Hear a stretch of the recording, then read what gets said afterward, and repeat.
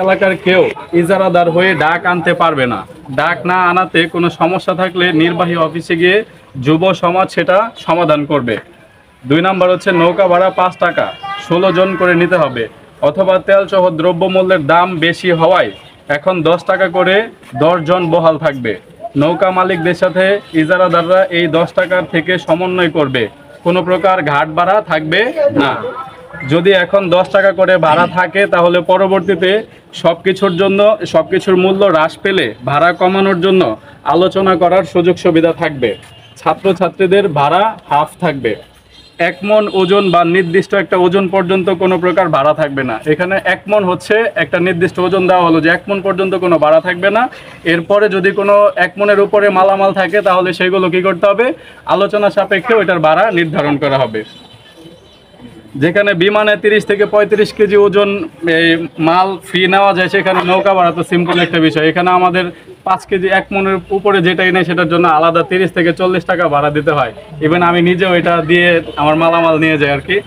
এই হচ্ছে আমাদের দাবি। এখানে যদি আপনাদের কারো কোনো কিছু ঢোকানোর থাকে, যে আপনাদের মাথায় যদি আসে যে এটা ঢুকাইলে ভালো হয়, অবশ্যই আপনারা এটা অ্যাড করতে পারবেন। দাবিটার মধ্যে কোন এলাকার লোক উল্লেখ না, কোন পক্ষ হয়ে আনতে পারবো না। কোনো পক্ষ ঠিক ওইটা এলাকা এবং এটা দালালভাবে প্রচার করে দিতে হবে।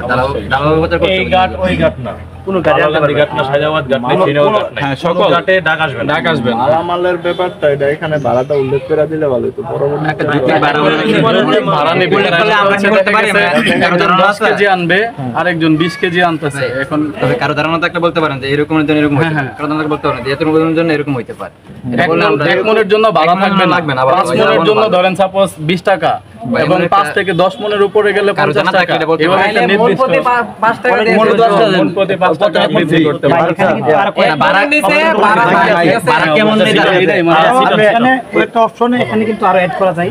যেরকম মনে করেন নৌকা ভাড়ার আগে মানে নৌকা যে এখানে আমাদেরকে ভাড়া নির্ধারণ করে দেবো, একটা অবশ্যই লিফলেট থাকতে হবে, আর সেটা ব্যানার হোক কিংবা এই দেওয়ালের মাধ্যমে হোক বড় আকারে। আর এটার যত্ন করার মানে এটার জন্য কোনো সমস্যা না হয় এটার দায়িত্ব কিন্তু তারাই বহন করে। হ্যাঁ, নৌকা ছাড়ার আগে অবশ্যই জিজ্ঞাসা করতে হবে এখানে কি ছাত্রছাত্রী কিংবা মাদ্রাসার হুজুর এরকম কি আছে কিনা, থাকলে ওই ভাড়াটা অ্যাডজাস্ট করে লোক নিয়ে আসবে তারা। প্রবাসীরা আরেকটা হয়েছে, প্রবাসীরা যখন আসবে আমি নিজে দেখছি যে প্রবাসীরা 100 টাকা 200 টাকা পর্যন্ত মানে না। আশ্চর্য, এটা কি 200 টাকা মানবে না? তারা প্রবাসী আছে দিতে চাই। আরেকটা জিনিস, প্রবাসীরা যদি আসে 50 টাকার উপরে একজন প্রবাসী টাকা নিতে পারবে। আমার ভিডিও বাড়া নিতে হবে তারা। আমি নেজমারা যাই তারা খুশি হয়ে যাবে, এটা তাদের ব্যাপার। আমি আরেকটা জিনিস মনে করি যে আরেকটা জিনিস হচ্ছে এখানে যে রাত্রেবেলা, যেহেতু আমাদের চরাঞ্চল, চরের এলাকা, আমরা চরবাসী, সেহেতু দেখা গেছে আমরা ঢাকা বা অন্য কোথাও গেলে আমাদের আসতে রাতে লেট হয়। 8টা 7টা নাগাদ থেকে একটু দেরি হইলেই ভাড়া ডাবল। এবং কেউ যদি রিজার্ভ যেতে চায়, যেখানে 100 টাকা রিজার্ভ, সেখানে তাকে 150-200 টাকা বেশি দিতে হয়। এখানে নৌকা যারা আছে এদের এমন একটা ভাব থাকে যে মানে একদম এরা যাবেই না, এরকম তার উপায় নাই। ভাইয়ান হইছে সবাই দাবি তো বাকি আর কোন এন্ট্রি করবেন নাকি না? আমার একটা মতামত আছে না, আমি তো উপরে চালাইছি, খুঁজে হইতাছি না। আরে রাতে